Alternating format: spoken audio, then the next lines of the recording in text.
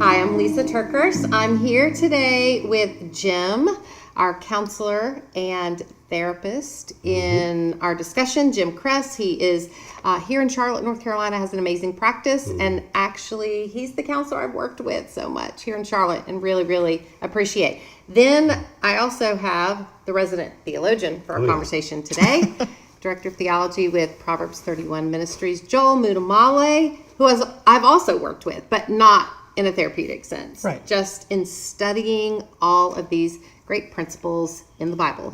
So our last therapy and theology conversation was around narcissism. What is it? Where does it come from? What does it do when it presents itself? And today I want to almost have part two of that conversation and talk about what do we do if we are in a relationship with someone who is presenting some narcissistic tendencies. But let's back up first, Jim, and tell the story of where the term narcissism or narcissist even comes from. Be glad to. It comes from Greek mythology, and there's this guy, Narcissus, who was, to give you the shorter version, looking into a reflecting pool and saw his image and fell in love with that image so much that he could not do anything but stare at his own self, and then eventually died. And who could be around him would be an echo who could only echo what they heard Narcissus say. So a miserable, lonely existence. So it could sound exciting at first. I get to look at myself in the mirror in the reflecting pool and fall in love with myself, but the end is a tragic, existentially alone death. And in that story, what was the echo doing? Echoing only what he said, which ties in to the feed, the narcissistic feed, the empaths who are there. Often we use the word codependent, that they are there to really be in the dance of or the relationship with a narcissist. Is you better be good at echoing what he is saying or she is saying about him or herself, and echoing and feeding back. It is a perpetual mirror, different than the mirror we talked about in the previous podcast of what a mother and a baby or even a father and a baby needs, to mirror back basically worship. Thou art worthy, I worship you at all costs. They'll always seek an echo. Yeah. And Joel, in a spiritual sense, this brings up all kinds of things, right? Yes, because if you hear that a narcissist needs us to echo back worship, our mind can instantly go, well, is God that, right? But I think we have a couple of spiritual things that we must remember about God, that he is the only one able to handle worship, because he doesn't do it. He doesn't receive it like a human receives it, and he doesn't do with it what a human would do with it, right? Yeah. I've heard this quote before, that the human heart is not created for fame. And I would say, you could almost say, the human heart is not created for worship in that way. So what are your thoughts around that? Augustine, a South African bishop of Hippo, he has a famous quote, one of my favorite quotes of his. He says, our hearts are restless until they find their rest in you. And so God, in his perfection, one of the first acts that he does is he creates creation, So even the idea of glory and self-glorification, it's just an interesting upside down way of thinking that God would bring glory to himself in the creation, his expression of creating all these other things. And then he gives the beauty of humanity his own likeness and his own image. And so I think we have to understand there are different categorical ways that we understand each other and God is outside of our personal categories, and so he is perfection. He is like the purest form of love that we could ever think of. And so if we, at times we might be tempted to think, well, is God narcissistic? Does he have these narcissistic tendencies? And it feels not not fair. Well, the problem is our actual heart alignments are knocked off kilter, you know? And so we're trying to define God based off of our faulty definitions versus seeing, well, no, we need a reset. Our hearts need a reset, and we need to see God in perfection based off of his terms and his categories. Well, and I also think you have to remember God did something that a narcissist will not do. And that is that God gave humans the choice to love him or not love him. And a narcissist cannot do that. Yes. A narcissist says, you must not just love me, you must admire me. Adore me. And Adore, yeah. if you don't, I will plan my exit, so I never give you the chance to exit. And that's the opposite of what God does. God says, I will give you a choice to love me, and if you don't, I'll continue to pursue you until your dying breath. Absolutely. So I think that's an important distinction, and why, I feel like it's such the ultimate act of humility that God gave humans the choice to love him or to not love him. Yeah. And I think that's an important distinction for sure. Don't you think, too, I'm going to borrow your words there, because I'm going to use these. These are good, what you just said. God says, and he will pursue people till their dying breath. And the narcissist says, you'll be in a relationship with me, you better pursue me Yes. till your dying breath, Yes. or you will be cut off. That's right. Just, it almost mimics God. It's such a disorder of worship around a narcissist, isn't it? Yeah. And I almost think, too, the giving our worship to God and keeping in mind that we are made in God's image, to me, sometimes I feel like, it's almost to me like lifting up who God is so I can better understand who I am in relation to him. Like, God, you are faithful, therefore I am safe. God, you have a plan, therefore I don't have to be stuck in fear. Yeah. You know what I mean? So God's worship, we give it to him, but it doesn't end with him. Yeah.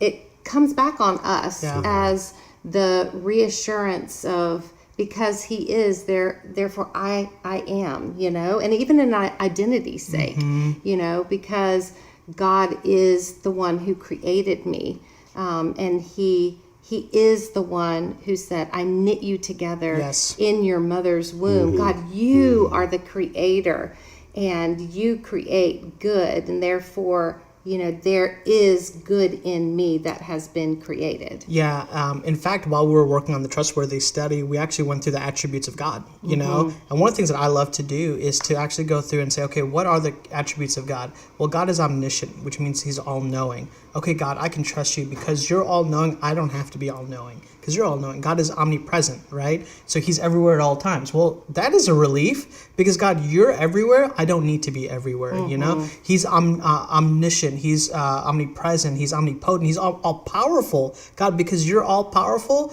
I don't have to stress out over the reality of my limited power, So, And I don't have to try to be so controlling. When things feel out of control, I can remember who is in control, right? Yeah. So let's get to this this thought about, just a reminder, the narcissistic wounding, which is where the presentation of narcissistic tendencies come out. It presents as pride, but the wounding is actually a deep shame. We talked about that in the previous podcast, and I encourage you to go back and listen to that one if you haven't.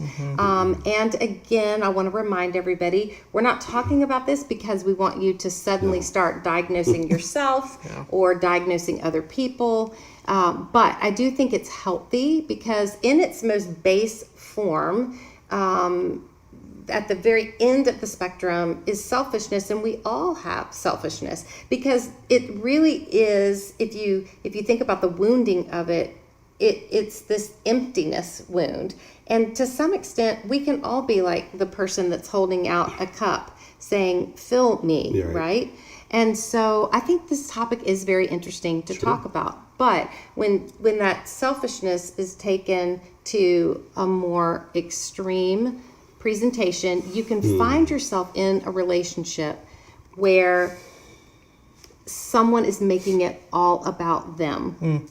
And at first, the relationship feels so thrilling because they're charming and they feel grander than just the basics of life, right? And so it is a very seductive thing to get pulled into a relationship with someone who has some of these narcissistic tendencies. But what you come to eventually realize is you are there to be a supply of endless adoration and Period. admiration to them. Wow. There is Right. nothing else. And By the way, it's a one-way. it is one way, and the two types of narcissists that are classically known as covert and overt narcissists. And so watch out especially for the covert, because the overt narcissist, what you've just described, is they can be exciting, they're certainly not boring, seductive, and all this can feel good up front. People they'll see that narcissist coming, but they'll miss the covert. That's the more overt narcissist. The covert one will be, but I didn't see that up front. They were kind. It might be a doctor there with, could be a minister, could be just someone they're in a relationship with. And then suddenly 2, 3 kind of conversations or relationship encounters in, then it becomes more overt. Two classic types of narcissism, overt and covert. The covert often doesn't show up later, and it can be like, I didn't see this coming. So, And what is the presentation of that? I said one is that the relationship really, you start to understand it really is just one way towards them. And is it that they just don't ask very much about you? Or is it that they, when you need them, they just don't have very much to give? keep going. You're good. Yeah. Right? And then part of it, if you'll look, I call it every narcissist has a boomerang mentality. It'll come out through you. And so, oh, that feels good, but it's always going to boomerang right back to them. So part of that is it will always be that usually the empath experientially, or the echo or the narcissistic supply, usually experientially they don't have a me. Meaning I'm not even aware of who I am. They don't have a me. I've got almost this other-centered thing filling myself up, because there's a benefit for the feed person, the empath or the codependent, pick a term. They get a benefit of being in the dance relationship with the narcissist. But the narcissist, you'll look for signs. It'll always be about him or her, like always. Even when it feels like it's not, just look closely. So you want to observe, do a lot of observing of the narcissist. It'll always be about that person. A narcissist has never met a boundary that they like or will honor. So if you begin to say, no, or not this time, watch body language, just a twitch or whatever else, okay? So watch if you don't have in a moment where they might feel that narcissist, this is a moment, might be a simple moment, that this is a moment, should be all about me, and I want to be praised, and you don't praise, maybe others are, and you don't join in, or you're by yourself, and you don't praise, you'll see the action, reaction, or an abreaction, sometimes we call it, away from them. And then lastly is inside with that narcissistic person, one of the telltale signs is listen for a monologue, not a dialogue. If they're going on, waxing eloquent and going on, sometimes run a timer and watch, metaphorically or literally, they will go on in a monologue, and you sit there and go, this is a one-way conversation. It's not hard, I'm telling you, to spot someone with narcissistic tendencies. They're very much out there. If you watch, not hard to spot. Okay, so I would imagine some of the listeners right now would be having a response like me, like, oh my goodness, I can instantly recount times I've been selfish and maybe I've had monologue conversations and, you know, am I a narcissist? You know what I'm saying? Absolutely. Are you having that thought too, Joel? Literally, Technical I'm on both you. Jim? You know what a technical is in sports? You know, I'm throwing the yellow football flag. Yeah. Why? You already know the answer. You both do. Notice the self-awareness Lysa just talked about. Am I the narcissist or not self-aware? A sociopath can be more self-aware, more calculated. So when you say, I'm having the thought, and we've already said our disclaimers, we're not here to diagnose anyone. Okay, we're not doing therapy as such on these podcasts. You went to self-awareness. Oh my goodness, is that me? Could I be that? You've already kind of de-rolled as a narcissist, because a narcissist is never going to ask that question. Does that make sense? Okay, I mean, I know so- you know that. Whew, right? Yeah, that was terrifying, Jim. I'll be honest. Are you better? I feel a lot Let me better check right your now. pulse. Yeah, Thanks. you're good. Okay, perfect. Well, now that we've gotten that settled, But I maybe am that curious- helps you too, because I know if I'm listening to this, that's starting to emerge in my head. So we just had to settle that. Okay, But go I'm ahead. curious, Jim, then how does the narcissist or the person with those tendencies become aware of that? Well, you're getting into, which I'm not afraid to go to, the treatment or the therapy or the discipleship or life coaching of a narcissist. And part of that is, even in the secular research, would be something like dealing with cognitive behavioral therapy, CBT. That's not CBD, right? So know your letters.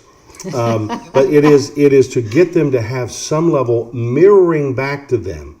I call it, which you've asked me before, Jim, we don't want to feed the narcissist. And yet, Jim, you've talked about you do feed the narcissist. I'm doing that strategically to know you want to shut the whole thing down with the narcissist, confront them. So I feed them by giving them affirmations and say, I'll ask questions like, you're not, but if you were a narcissist, Joel, are you open to a thought? See, right, they get to feel the power that you mean I get to respond. They don't want unsolicited advice, but I'll compliment them, I'll feed them that way. Part of them to get them on board that they might literally, as best you can do, feel safe with you and be able to open up and say, is this how you want to live? Do you ever feel like the relationship's not working? If I can get them open, I'm not worried about deep characterological change. I'm looking for a 1 degree change that I can build some safety that they'll begin to open up. And sometimes if it's just pure strategy to how not live as a narcissist, that may be all I get, but I'm going to try at least.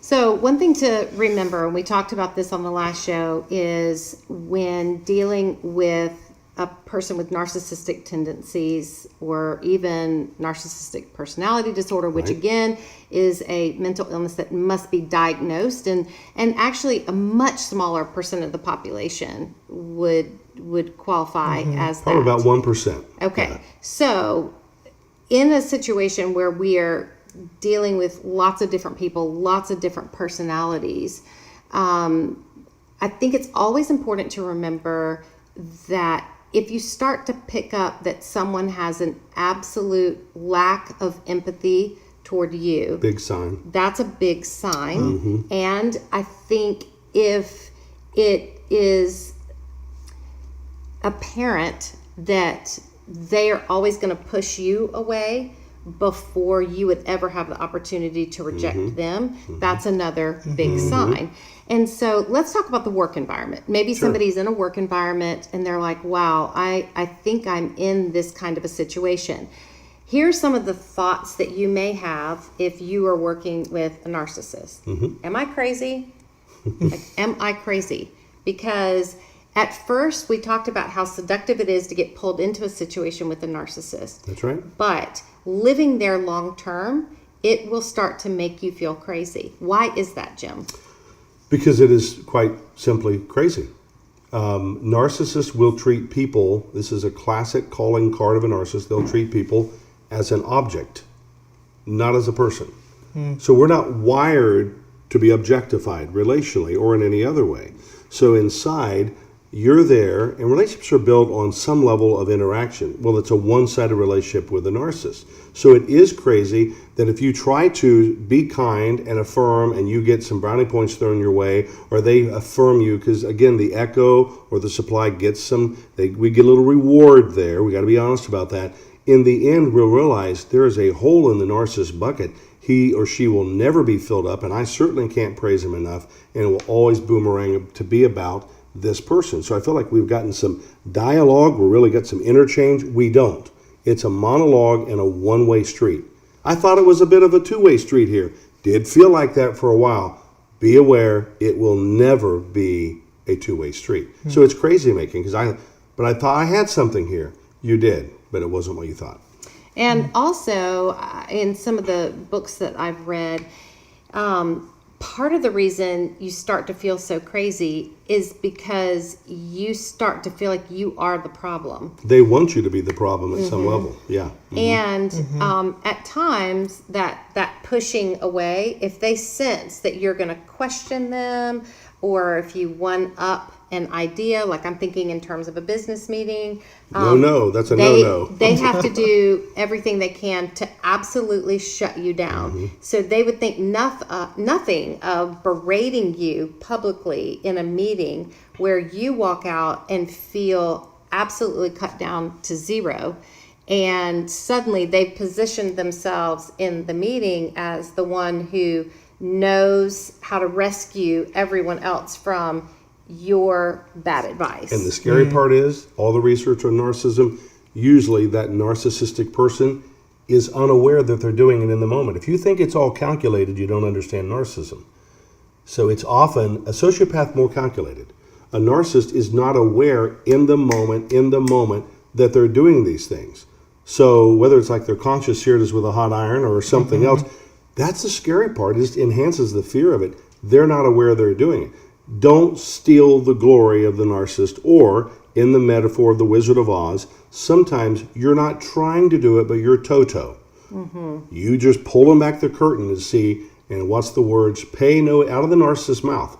Pay no attention to that man behind the curtain. Sometimes I wasn't trying to expose you. One up you in a business meeting. I know this wouldn't happen, but imagine if that ever happened in a board meeting in a church and you one up a pastor or something. That wouldn't happen, would it? Could be. Who knows? But the idea that somebody's just trying to put their wisdom in or make a statement, but the narcissist feels like this is a threat to my very core. Well, no, it's not. But they think it is, and bad things happen when they feel threatened. So what are we supposed to do about it? I think it's helpful to give people some scripts. And then, Joel, I want to go to some biblical examples of where we see some of this play out in Scripture and the heart attitude of differentiation between different biblical characters, that some display some narcissistic tendencies and other that take maybe a mistake they've made and their response to being confronted or called out and the difference that they do.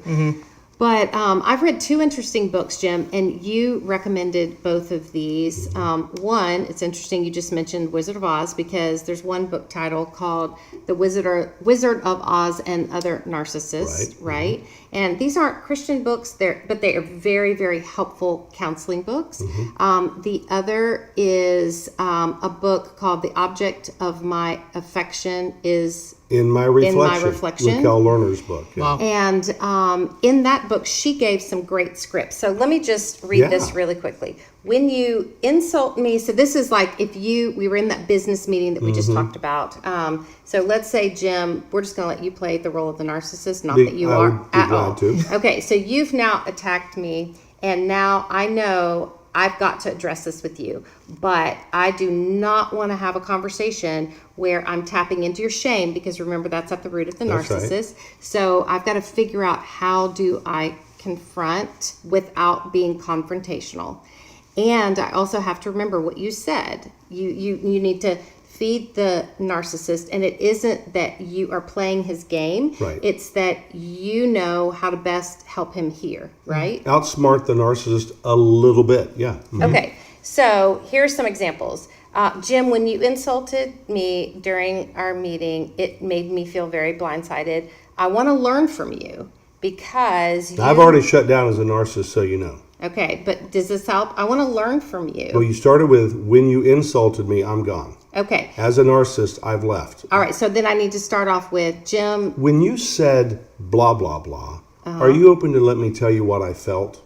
Okay, so notice the confrontation. Maybe you need to write a book on this, I was going to say, yes, that was very good. But what Raquel is saying in her book, she's saying, I want to learn from you because you have so much to teach me.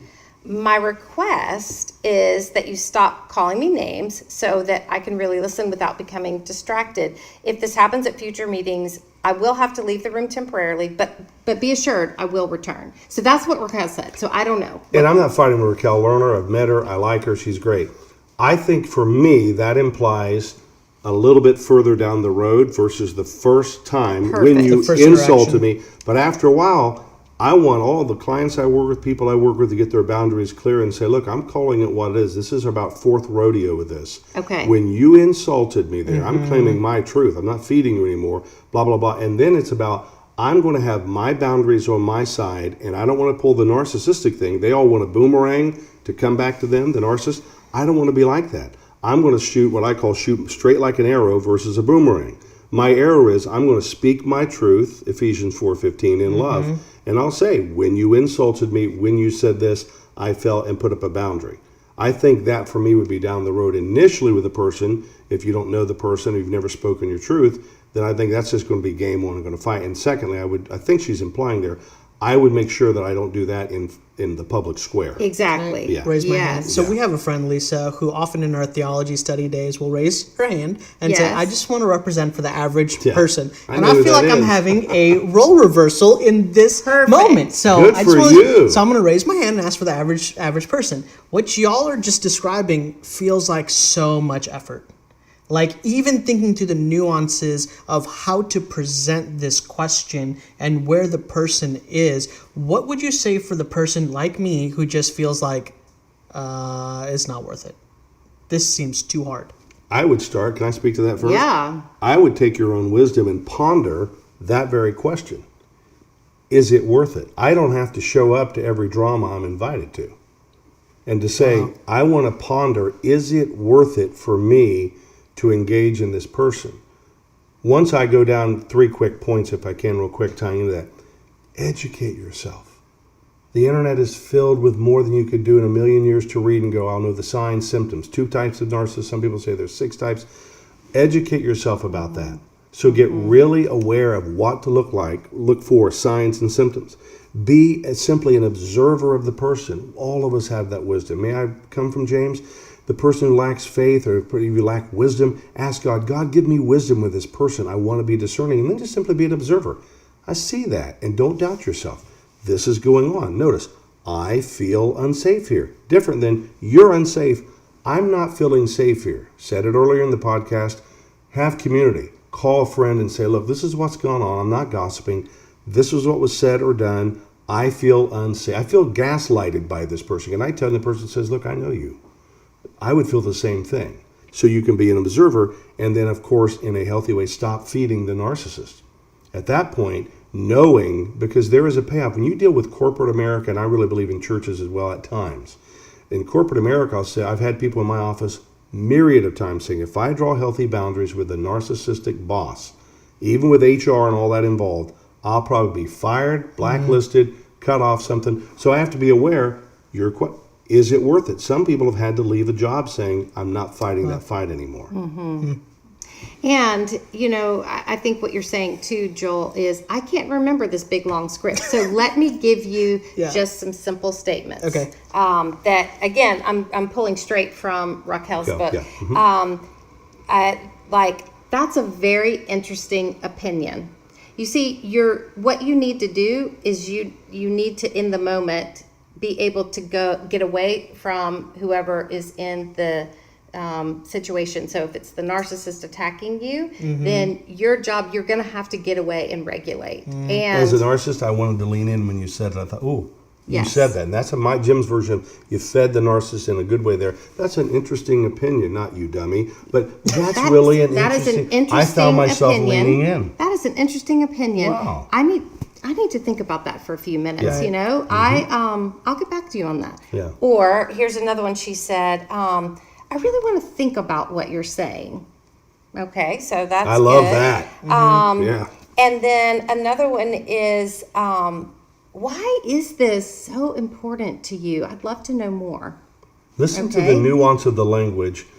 May I? Yes. Why is this so important? Fair. Imagine a different sotto voce in music, the softer voice almost of, tell me, why is this so important? I see it. It's so important to you. I believe you. Why is this so important? That's that curiosity piece to feed him a little bit so I don't hear anything. It sounds like, why is this so important? I believe it is. Tell me more. And then 2 others like, maybe so. Or, could be. Yeah. It was interesting. I remember one of my friends, her name is Angela Thomas. She's an author and a speaker. She sometimes when she gets harsh emails from people, And I don't know if she's picking up on some kind of narcissistic tendency or anything like that. But I loved her response. She told me one time, she says, sometimes I just simply write back, you could be right. I guess we'll find out in heaven. Wow. And she just leaves it at that. So I know we're running out of time today, but really quick, Joel, 2 personalities that I think about from the Bible that are such a good distinction to study is Solomon and David. And I know when I look at the life of Solomon, it started out so promising, so amazing, so many blessings from God, right? But there is this real pivotal moment in 1 Kings where it says, but Solomon clung to his foreign wives. And I think about that in this conversation. I'm not saying Solomon was a narcissist, but I am saying there's such a distinction between Solomon clung to those wives and sacrificed to their foreign gods, betraying his own relationship with the Lord after the Lord had blessed him so much. And the response of David. Who was also caught in a not great situation with Bathsheba. Multiple situations he right? was caught in. And including the one with Bathsheba. Yes. And what he says in Psalm 51. Yeah. He doesn't blame anyone else. He doesn't shame anyone else. He did not cling to what he wanted or what he felt like he must have from other humans. He simply said, God, I just stand here. Read Psalm 51. I think it's fascinating. Any last thoughts as we wrap up today? Yeah, I mean, Psalm 51, we can kind of camp out there. Psalm 51, create in me a new heart, O God. And we've studied this in depth, Lysa, that Hebrew word for create is bara, which is not a heart renovation. Like, I need you to come in and do a Chip and Joanna and do some, new appeal in here. No, it is actually, I need you to create something brand new. In fact, this is the exact same word that's used in Genesis when it says that God created the heavens and the earth. He created ex nihilo, a Latin phrase that means out of nothing. And so this is that hope-filled message of, where are you on the spectrum of narcissism? Are you on tendencies? Is this a disorder where clinical psychologists would say, there is no hope? Well, as believers, my goodness, we have hope. And his name is Jesus. And Jesus, through the power of the Spirit, can literally create something that is so brand new. And that heart can be brand new. I was just studying on the word narkeo, the Greek word, which comes from narcissist. That's where we get that word.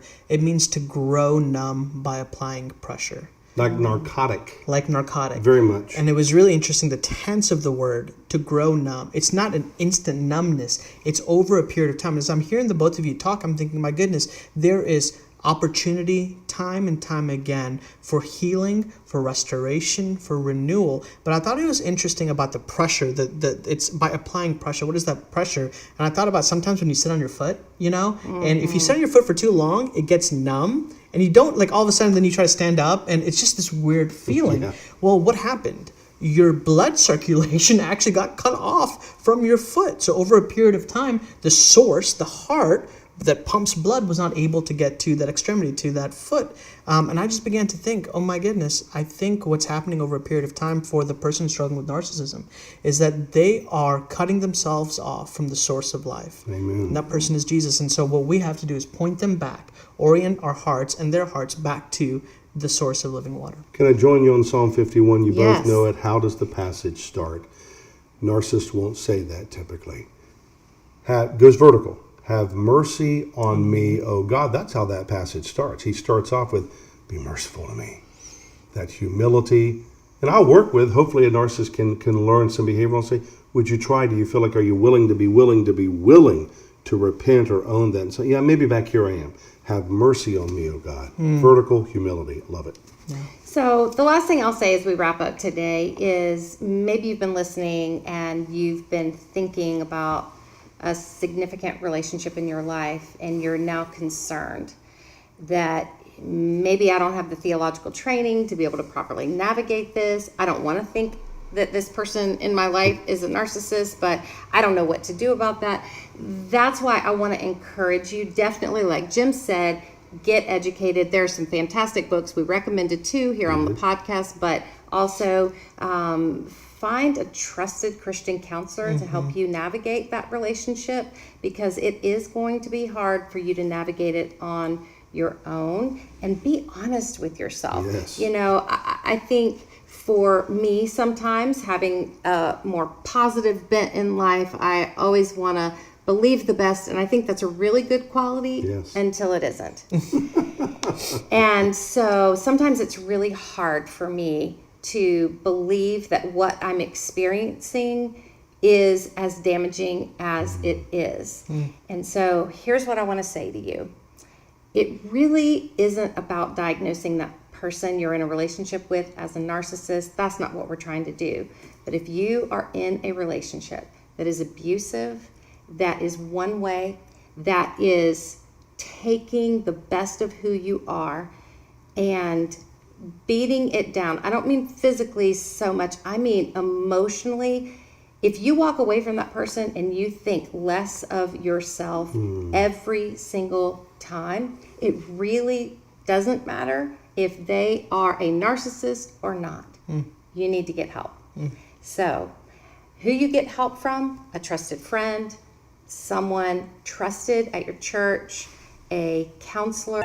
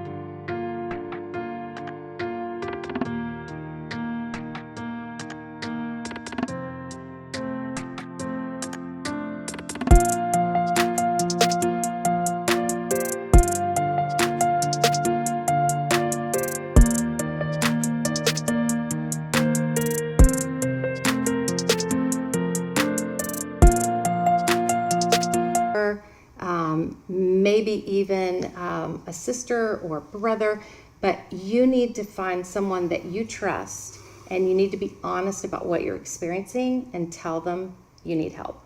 So we'll end it there today. Thank you guys so much. Be sure to stay in touch with us. You can subscribe to the podcast. You can like and share. That's right. Pass you can the word. share. Tell people about this, and use this as a resource to start toward the healing, whatever healing it is that you need. Thank you so much.